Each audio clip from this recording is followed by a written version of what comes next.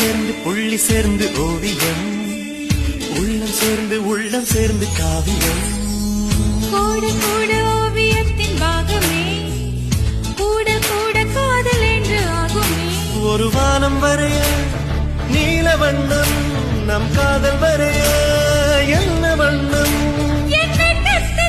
தொட்டு விரல் என்னும் போல் கொண்டு நம் காதல் வரைவோமே வா. வாசம் புறப்படும் பெண்ணே நான் பூவரையான், வந்து விரல் சுடும் கண்ணே நான் தீவரையான்.